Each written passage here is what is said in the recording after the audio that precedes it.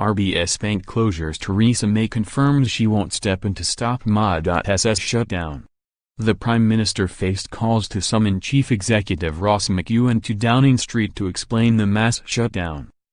State-owned RBS is at the center of a political row over plans to axe 62 high street sites north of the border with the loss of 158 jobs.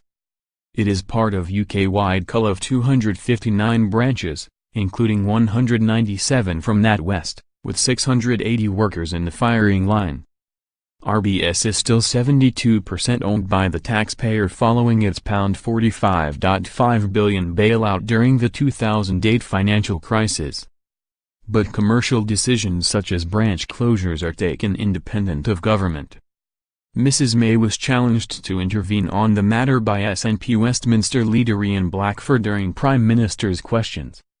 With many rural communities losing branches, he urged her step in and tell the Royal Bank of Scotland to keep their commitments and not close the last bank in town. Mrs. May said the Scottish Secretary David Mundell had met with RBS bosses to express his concern about the closures, but that decisions about branches were up to individual banks.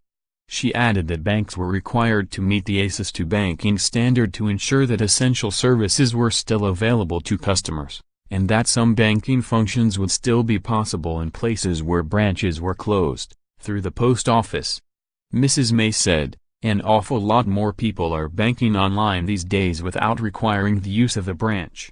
But Mr. Blackford dismissed the Prime Minister's response, saying it was time to summon Ross McEwan and tell him this is not acceptable. Meanwhile, the 12 backbench Scottish Conservative MPs have written to the Treasury to say they were not reassured by RBS following meeting with bank executives about the closures. In a letter to Treasury Minister Stephen Barclay, the MPs said measures to maintain services through the post office and mobile bank trucks are insufficient.